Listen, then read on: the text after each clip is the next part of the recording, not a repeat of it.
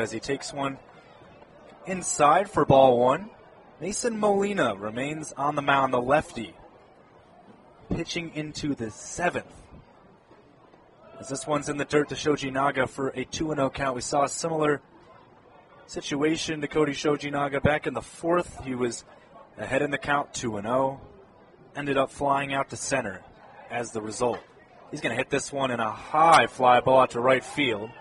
On the run for it is Gage Harrelson, and he makes the grab out in right field by the right foul line for the first out. So Shoji Naga, almost a carbon copy of the last at-bat he had in the fourth. This time, after being up 2-0 in the count, he flies out to right field instead of center. So now it's Jansen Reeder who comes up, is 0 for 2 on the day, or rather on the evening, we should say. This game did get delayed. Struck out in the first, flew out, or rather popped out to short back in the fourth. Molina delivers. Showing bunt is Reeder, but it goes in there for strike one past his awaiting bat. Jansen Reeder in this middle of the lineup would really like to do something here for the Jayhawks. Batting fourth, the cleanup hitter, but batters number 4 through 9 for the Jayhawks not doing too well today. This one goes down the first baseline, and it's fair, and then we'll see what the call is. Gavin Cash had trouble fielding it. It's safe.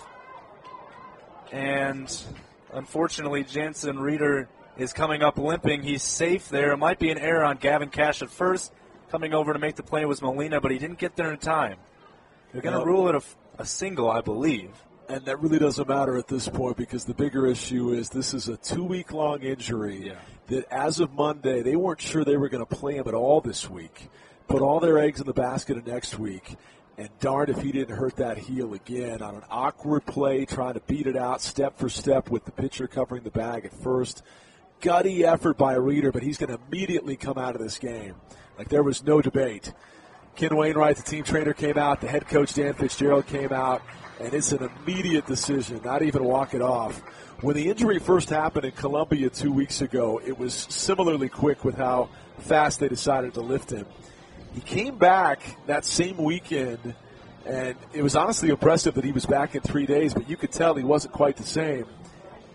Got Thursday off, came in as a pinch hitter at the end of the Thursday game at Sanford last week, singled but immediately was pinch run for as he limped past the bag.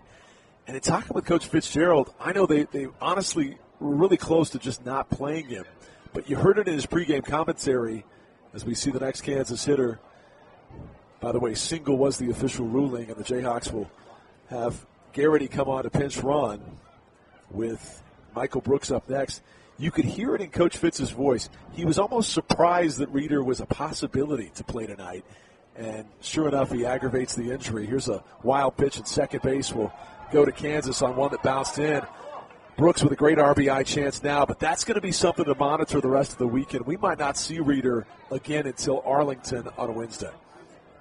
And it really wouldn't be a surprise either. You'd rather have him for postseason play than have a chance, even if he didn't re-aggravate the injury, even just giving him a chance to re-aggravate it. You never want to do that. So we'll keep an eye on it through games 2 and 3 tomorrow and Saturday as the next pitch from Molina goes in there for a strike. Now it's 2-1 to Michael Brooks. We'll be hoping that Jansen Reeder is okay. So Tyler Garrity stands at second after the wild pitch by Molina, the first of the game. Swing and a miss there by Brooks at 89. It's 2-2 with one out. Cole Elvis stands on deck for the Jayhawks.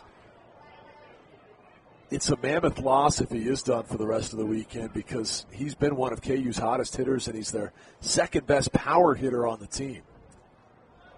Here's the 2-2. This one's hit on a line through the gap in between first and second. Picking it up is Gage Harrelson, and stopping at third is Tyler Garrity. So a base hit for Michael Brooks, and the Jayhawks have runners on the corner, a chance to cut, or rather tie the game at 1. Now a runner just 90 feet away from home plate. So you might be saying, wait a minute, he singled to the outfield. How come a fast pinch runner doesn't score for second? Well, it's a liner that Garrity had to hang up to make sure it got all the way through. He wasn't running on contact, and then he sprinted around the bag at third, but it was hit so hard on a line that Harrelson had it in very quickly.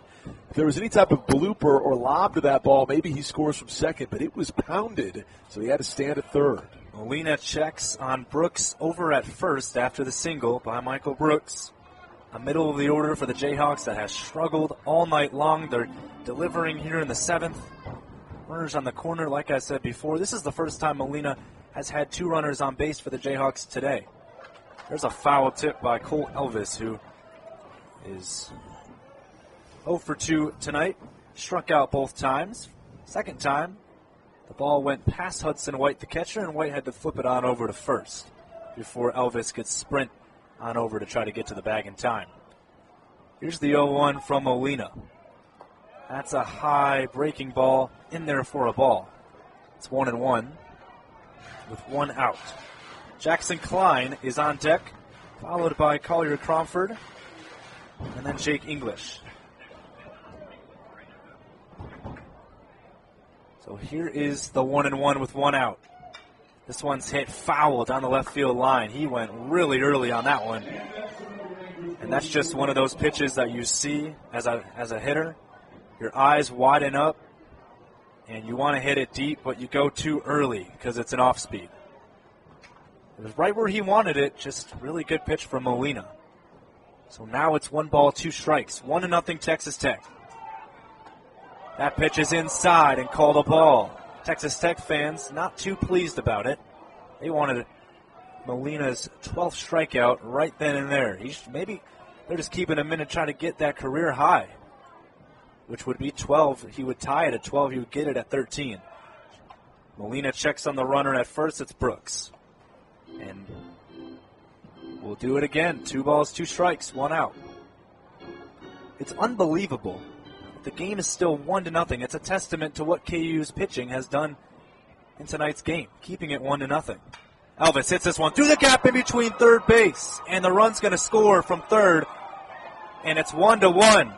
Cole Elvis ties the game on an RBI single, which scores Tyler Garrity from third, advances Michael Brooks to second. He hit it right in between second and third base, and standing there was Kevin Bazell at third and Tracer Lopez at short. They couldn't react in time, and the game is tied here in Lubbock. The pitching has been unbelievable. They've kept them in this game. Colin Baumgartner and Hunter Cranton. Who knows if we'll see Cranton in the 8th, or rather in the bottom of the 7th, I should say.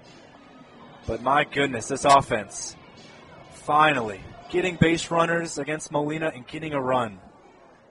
Now they have 2 runners on first and second. And here is Jackson Klein. He's 0 for 2, struck out twice. Here comes a little visit, a mound visit for Mason Molina, and who knows if we'll see him for the remainder of the game as we see head coach Tim Tadlock come out to visit his ace on the mound. It's actually Matt Gardner, the pitching coach, that comes out, and sometimes Tadlock makes mound visits to pull a pitcher, but they've had activity in the bullpen. I think this is a conversation to determine whether or not they're going to let him stay in to try to finish the inning. Sometimes your mind isn't made up going out there, and it's how the pitcher responds to your questions that ultimately leads to a hook. Bill McGuire, the home plate umpire, is out to speed along this mound visit. They've got a man ready, but Gardner's conversation continues. Again, they were going to try to keep him below his typical workload pitch count-wise. And through 6 innings, he thrown just 11 pitches per inning, 66 total, but he's run into some serious trouble here with 3 hits allowed in this breakthrough 7th frame. 3 consecutive hits. But they're going to give him the chance to at least lead this inning, leave it with the game tied, and face one more batter here, try to get the speedy Jackson Klein to roll one over. Jackson Klein comes up to bat. Mason Molina delivers, and the first pitch is in there on a curve for strike 1 at the knees of Klein. Collier Cranford is on deck for KU. 16 pitches this inning with just 1 out recorded after averaging 11 pitches per inning the first 6. Next pitch there, number 17, gets up high for a ball. It's 1-1. Mason Molina only had 60 pitches through 6 innings. And now he's up to 81. 1 ball, 1 strike, 1 out. This one's fouled off by Klein on a fastball at 90. The game is tied 1-1. If you're just joining us, it has been an interesting game. The game was delayed by about an hour and 20 minutes because of lightning and rain. But now we're playing, and this game has been very quick, about an hour and a half. Next pitch is in the dirt. Good job by Hudson White, the catcher. Make sure that one didn't go by him and advance the runners on another wild pitch. Molina already won tonight and actually came in this inning to advance Tyler Gurity to second base, in which at the end of the day he scored the game-tying run.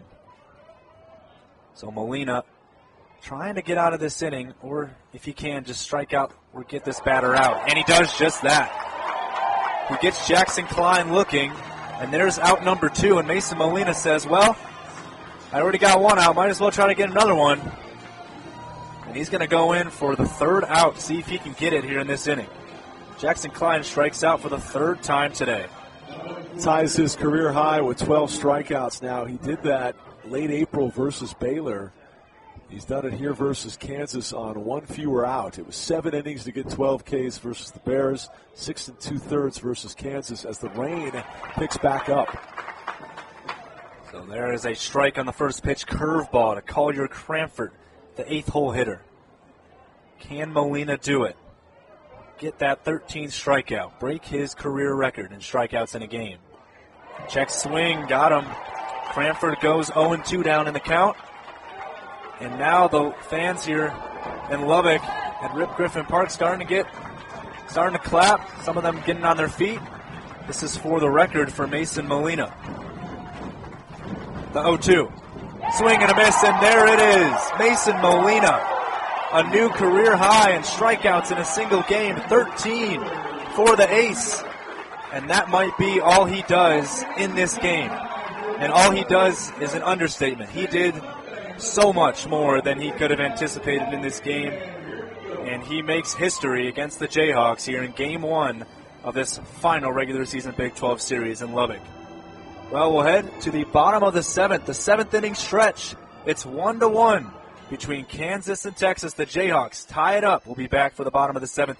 After this is Kansas baseball on the Jayhawk Sports Network.